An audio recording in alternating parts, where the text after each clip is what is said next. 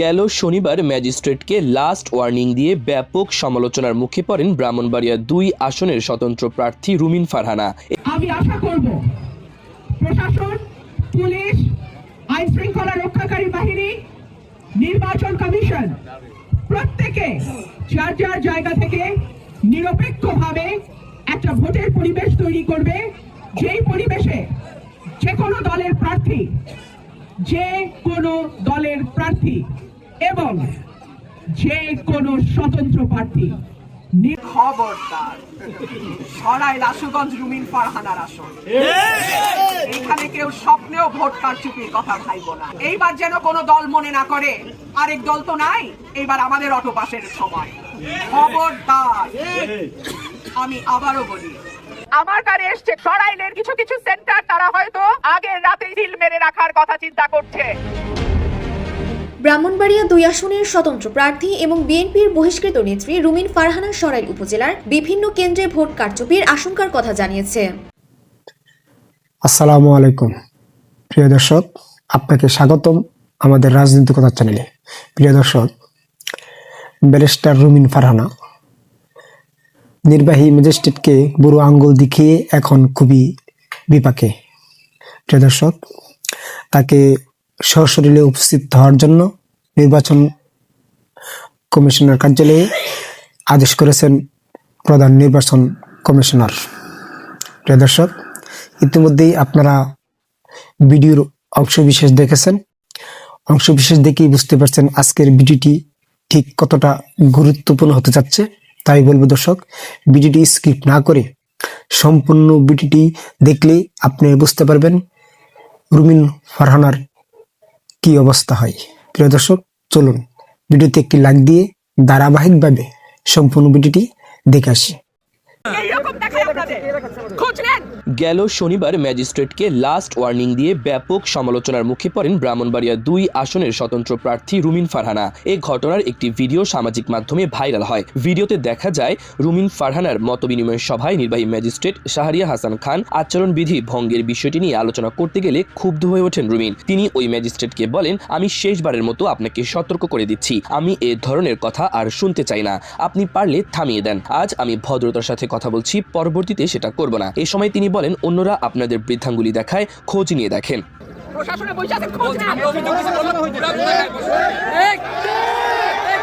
তিনি ক্ষুব্ধ কণ্ঠে বলেন, আমি রুমিন না বললে আপনি এখান থেকে বের হতে পারবেন না স্যার, মাথায় রাখেন যাদের কথায় এখন আপনারা চলছেন শেখ হাসিনার সময় তারা কান ধরে খাটের নিচে থাকতো।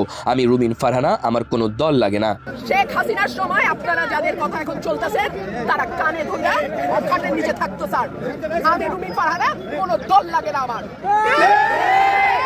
নির্বাহী ম্যাজিস্ট্রেটকে হুমকি ও আচরণবিধি লঙ্ঘনের পাশাপাশি মব সৃষ্টি করে বিচারিক কাজে বাধা সৃষ্টি করার বিষয়ে ব্যাখ্যা দিতে এবার স্বতন্ত্র প্রার্থী ও বিএনপির বহিষ্কৃত নেত্রী রুমিন ফারহানাকে জেলা রিটার্নিং কর্মকর্তার কার্যালয় থেকে নোটিশ দেওয়া হয়েছে। রোববার জেলা রিটার্নিং কর্মকর্তা ও জেলা প্রশাসক শারমিন আক্তার জাহান স্বাক্ষরিত নোটিশে আগামী ২২ জানুয়ারির মধ্যে অথবা তৎপূর্বে জেলা প্রশাসক কার্যালয়ে উপস্থিত হয়ে ব্যাখ্যা দিতে বলা হয়। অন্যথায় তার অনুপস্থিতিতে আইনানুগ ব্যবস্থা গ্রহণ করা হবে বলে উল্লেখ করা হয়।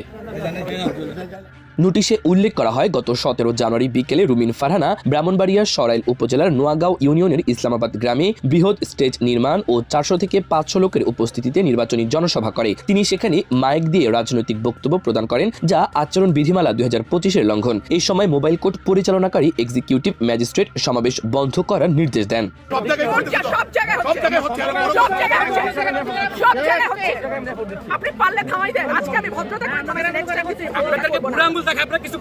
এতে স্বতন্ত্র প্রার্থী রুমিন ফারহানা ওই নির্বাহী ম্যাজিস্ট্রেটের সাথে উদ্ধতপূর্ণ এবং অসৌজন্যমূলক আচরণ করে, বিভিন্ন রকম হুমকি প্রদর্শন করে।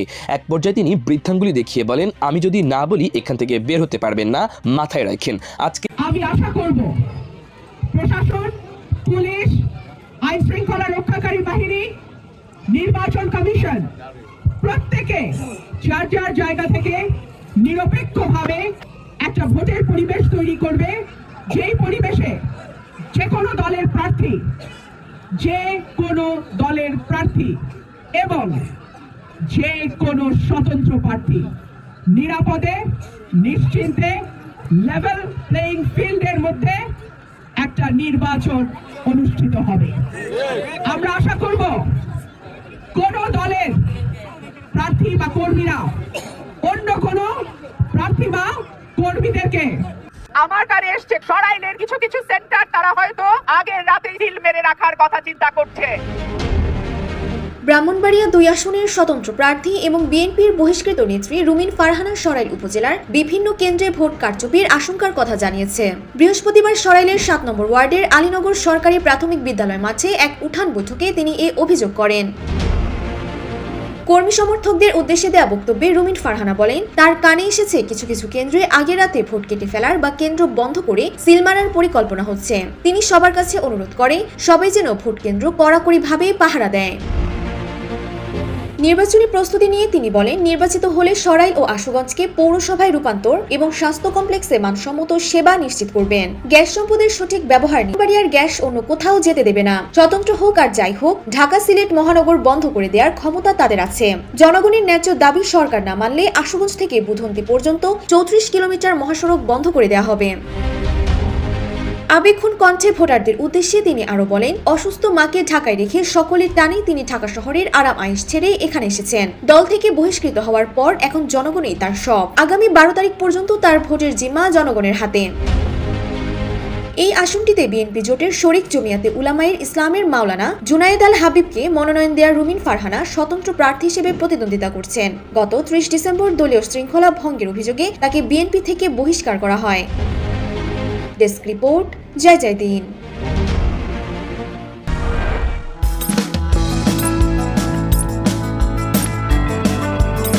খবরদার, সরাইল আশুগঞ্জ রুমিন ফারহানার আসন। এখানে কেউ স্বপ্নেও ভোট কারচুপির কথা ভাইব না। এইবার যেন কোনো দল মনে না করে আরেক দল তো নাই, এইবার আমাদের অটোপাসের সময়। খবরদার, আমি আবারও বলি, হাসতে হাসতে বলি, খবরদার, সরাইল আশুগঞ্জ রুমিন ফারহানার আসন। এখানে কেউ স্বপ্নেও ভোট কারচুপির কথা ভাইব না। স্বপ্নেও কেউ ভোট কারচুপির চিন্তা করিও না। প্রিয় ভাইরা আমার, 12 তারিখ, ইনফ্যাক্ট 11 তারিখ বিকাল থেকে 12 তারিখ রাত পর্যন্ত 30 ঘন্টা আমি আপনাদের কাছ থেকে চেয়ে নিচ্ছি। এই 30টা ঘন্টা আপনারা সাবধানে থাকবেন, সচেতন থাকবেন, যার যার এলাকার ভোট কেন্দ্রের পাহারায় থাকবেন। একটা জাল ভোটও যেন না পড়ে। সঠিক ভোটে জয় পরাজয় নির্ধারিত হবে, মানুষের ভোটে জয় পরাজয় নির্ধারিত হবে। কোনোভাবেই যেন ব্যালট বাক্স ফলস বা মিথ্যা ভোট দিয়ে ভরা না হয়। কোনোভাবেই যেন দরজা লাগায়ে অনেকে পরিকল্পনা করছে সিল দিয়ে বাক্স ভরে ফেলবে। খবরদার, কয়েক হাজার মানুষের জীবনের বিনিময়ে মানুষের ভোটের অধিকার ফেরত আসে। প্রিয় দর্শক, সম্পূর্ণ ভিডিওটি দেখার জন্য আপনাকে ধন্যবাদ। প্রিয় দর্শক, আপনি যদি আমার চ্যানেলে নতুন দর্শক হয়ে থাকেন তাহলে অবশ্যই চ্যানেলটি সাবস্ক্রাইব করবেন, আর অলরেডি যদি সাবস্ক্রাইব করে থাকেন আপনাকে অসংখ্য ধন্যবাদ।